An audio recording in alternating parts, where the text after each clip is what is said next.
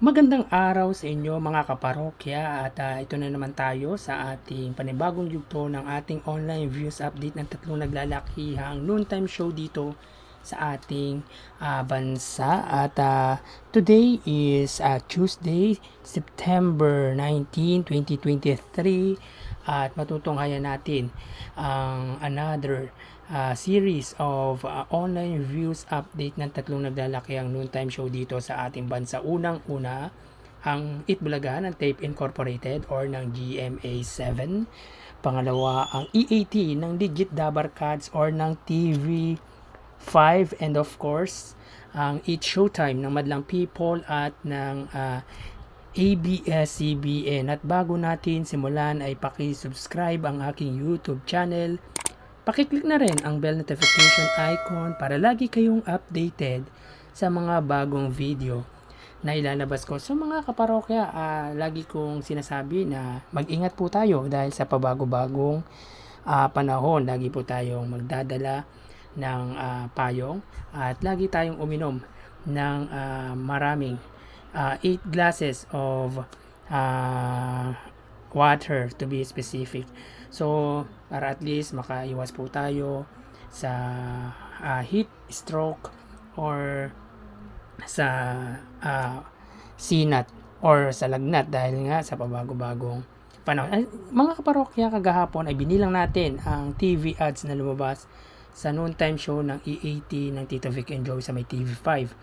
At according sa ating nabilang ay sa unang gap ay nagkaroon ng 41 TV ads ang EAT at sa pangalawang gap ay nakakuha ng 35 TV ads ang noontime show ng Tito Vic and Joey at sa pangatlong gap ay nakakuha ng 41 TV ads ang EAT at may total yan na 119 TV ads. At ayon sa ating nakalap ay ang isang TV ads na lumalabas sa isang noontime show ng EAT ay nagkakalaga ng 450 per ads yan. So hindi natin alam kung totoo yun o hindi. At kung magkaganon man ay milyon po ang kinita sa araw na yon ng EAT ng Tito Vic and Joey. At maibibigay nila ang pangangailangan ng kanilang staff or crew kahit na yung mga talents and mga prizes na ibinibigay nila sa bawat segment ng kanilang programa. At tara, ating alamin ang Facebook page live ng tatlong noontime show para sa Tape Incorporated or 8 Bulaga under sa Tape Incorporated na may 221k followers. Sa EAT under sa TVJ Facebook page na may 1.6 million followers at sa It's Showtime na may 16 million followers. Sa kasalukuyan, tingnan natin ang segment ng Eat Bulaga. Yan po, most likely G sa Gedli yan. Ang sa EAT ay ang Gimme 5 at pagdating naman sa It's Showtime, yan parang Ram Panalo, parang yan yung. At tingnan natin ang live viewers. Para sa Eat Bulaga ay may 460 live viewers. Sa EAT ay may 14k live viewers. At sa It's Showtime ay may 10.4 ata yun.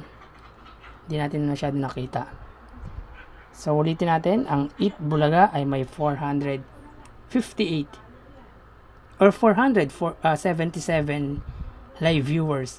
Ang EAT ay may 14k live viewers at ang It's Showtime ay may 8.5. Parang kababreak lang po ng It's Showtime. Kaganina po, Rampanalo po yan. Yan po, 8.5k live viewers. So tingnan naman natin ang YouTube channel ng tatlong noontime show. At unahin natin, of course, yung sa EAT at sa may It's Showtime. Yan, para sa may It's Showtime. Yan, check natin. para sa It's Showtime under sa ABS-CBN Entertainment. Yan, ABS-CBN Entertainment. Na may 45 million subscribers. So as you can see, 45 million subscribers po yan. Yan. Sa EAT,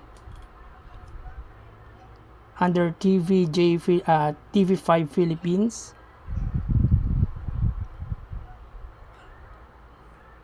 na may 1.31 million subscribers. Yan. Ang It's Showtime ay may 75k live viewers, samantala ang EAT ay may 84k live viewers. Yan. As of 12:52, nakikita po ninyo. Again, ang It's Showtime ay may 75k live viewers, samantalang ang EAT ay may 85k live viewers. So tignan naman natin ang noontime show, ang another YouTube channel ng tatlong noontime show.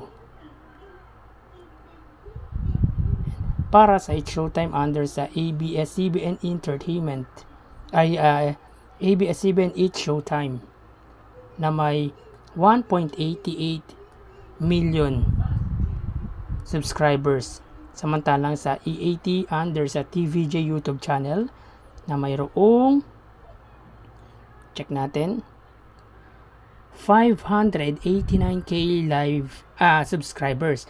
So yan, nakikita po ninyo ang It's Showtime ay may 46. Lakayan pa natin, 46k live viewers, subscribers, live viewers rather.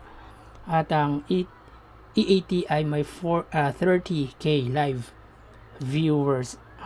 Yan. Double check natin.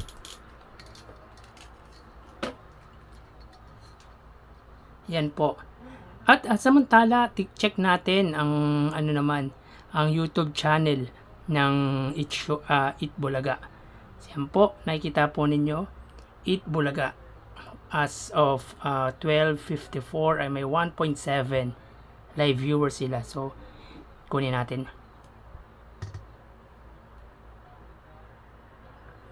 Ang It's Bulaga na may kasalukuyang 5.28 million subscribers. So bumaba po from 5.32 naging 5.28 na lang. So bumaba. May kasalukuyan silang 1.7k live viewers. So yun po ang kanilang live viewers as of 12:54. So ulitin po natin ang noontime show ng Tape Incorporated or ng GMA ay mayroong 1.8k live viewers. So yan po, tumaas ang kanilang live viewers. Tignan natin ulit ang pagdating sa EAT at sa It's Showtime. Yan.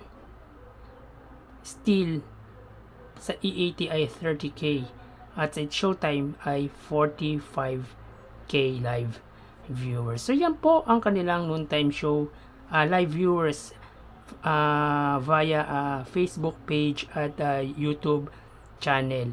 At mamaya ay magbabalik tayo sa ikalawang yugto ng ating online views update ng tatlong naglalaki ang noontime show dito sa ating bansa. Magsikain na po tayo. Mag-ingat. Thank you.